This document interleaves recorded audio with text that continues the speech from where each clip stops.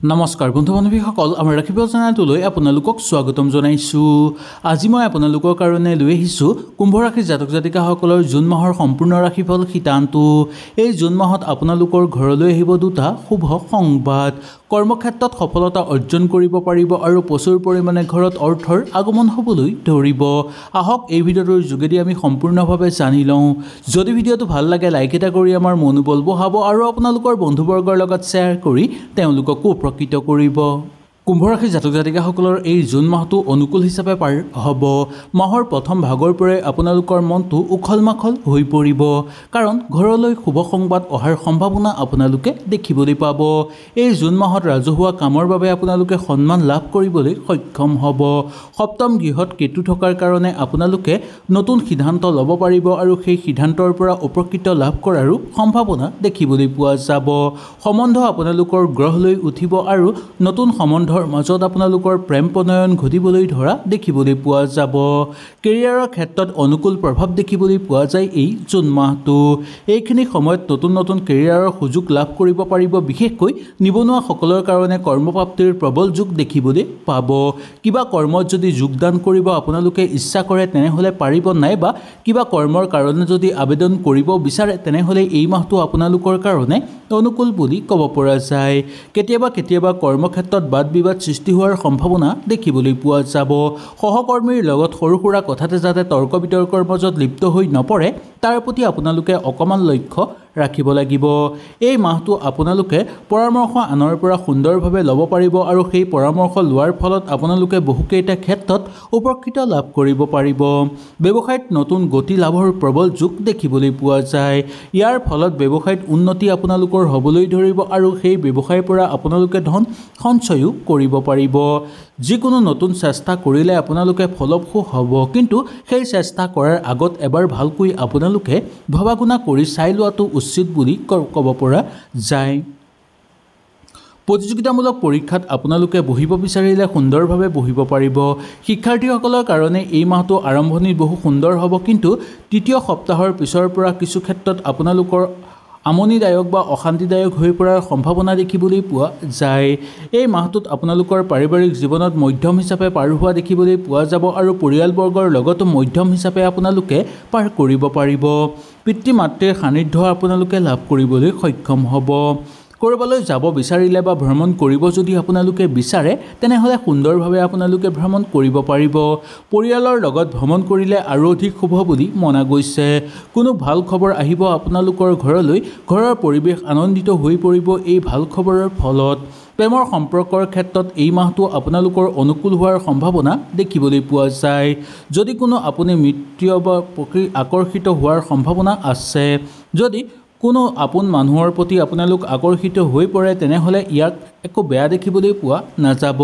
ইয়াৰ ফলত তেওঁৰ প্ৰতি মৰম চেনেহ ভাৱ বেছিকৈ বৃদ্ধি পাবলৈ ধৰা দেখিবলৈ পোৱা যাব।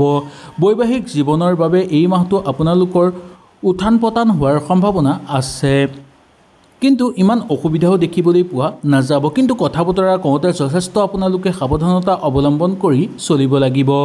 আৰ্থিক দিশটো এই মাহটো আপোনালোকৰ মোটামুটি ভালেই দেখিবলৈ পোৱা যায়। পাবলগীয়া অৰ্থ আপোনালোকে লাভ কৰিবলৈ সক্ষম হ'ব আৰু কাৰোবাক টকা পইচা ধাৰলৈ দিয়া বা বিনিয়োগ কৰাৰ ক্ষেত্ৰতো ইমান অসুবিধা আপোনালোকে নাপাব। একাধিক মধ্যমীয়াভাৱে পাৰ কৰিব পাৰিব। ধন প্ৰাপ্তিৰ সুযোগ আপোনালোকে লাভ কৰিবলৈ সক্ষম হ'ব। এই মাহটো আপোনালোকৰ বেপাৰ বাণিজ্যৰ ক্ষেত্ৰত উত্তম ফলদায়ক যুগ বুলি মনা গৈছে, কাৰণ ৰাহু শুভ ঘৰত থকাৰ কাৰণে বা শুভ স্থানত থকাৰ কাৰণে আপোনালোকৰ বহু বেছি শুভ হৈ পৰিব। স্বাস্থ্যজনীয় কিছু সমস্যা আপোনালোকৰ ঘৰত দেখা দিব পাৰে, সেইকাৰণে স্বাস্থ্যৰ প্ৰতি আগৰ পৰাই লক্ষ্য ৰাখিব। পিতৃ মাতৃৰ স্বাস্থ্যৰ কথা হওক বা ককাই ভাই বা সন্তানৰ স্বাস্থ্যৰ প্ৰতি আপোনালোকে অকণমান চকু ৰখাটো বেয়া নহ'ব বুলি ক'ব পৰা যায়। আপোনাৰ ঘৰত যদি আগৰ পৰাই কিবা সমস্যা চলি আছিল সেই সমস্যাবোৰ আপোনালোকৰ সমাধান কিছু পৰিমাণে হ'বলৈ ধৰিব। ব্যক্তিগত ক্ষেত্ৰত আপোনালোকৰ সংঘাত হোৱাৰ সম্ভাৱনা দেখিবলৈ পোৱা যাব পাৰে। সেইকাৰণে কিছু ক্ষেত্ৰত আপোনালোকে সাৱধানতা অৱলম্বন কৰিব আৰু কথা বতৰা কওঁতে খুব শালীনতা আৰু সাৱধান অৱলম্বন কৰাটো আপোনালোকৰ পক্ষে উচিত বুলি ক'ব পৰা যায়। যুটীয়াভাৱে যদি এই মাহত আপোনালোকে ব্যৱসায়িক বাণিজ্য আৰম্ভ কৰিব বিচাৰে তেনেহ'লেও সুন্দৰভাৱে যুটীয়াভাৱে ব্যৱসায়িক বাণিজ্য আৰম্ভ কৰিব পাৰিব। ইয়াৰ পৰা আপোনালোকে উচিত ভাল ফল লাভ কৰিব পৰাৰ সুযোগ দেখিবলৈ পোৱা যাব। নতুনকৈ আপোনালোকৰ ঘৰত মামলা মোকদ্দমাৰ লগত জড়িত হৈ পৰাৰ সম্ভাৱনা দেখিবলৈ পোৱা যাব পাৰে। কাজিয়া পেচালৰ পৰা যিমান দূৰত্ব বজাই ৰাখিব আপোনালোকৰ কাৰণে সিমান ভাল বুলি ক'ব পৰা যায়। ঘৰত যদি মূল্যৱান কিবা সম্পদ আপোনালোকে ক্ৰয় কৰিব বিচাৰে তেনেহ'লে সুন্দৰভাৱে এই জুন মাহত পাৰিব।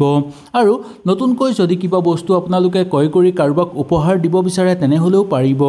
ইয়াৰ পৰা আপোনালোকৰ একো অসুবিধা দেখিবলৈ পোৱা নাযাব। কেতিয়াবা মাহৰ শেষৰ ফাললৈ আপোনালোকৰ মানসিক চাপ বৃদ্ধি পোৱাৰ সম্ভাৱনা দেখিবলৈ পোৱা যাব পাৰে।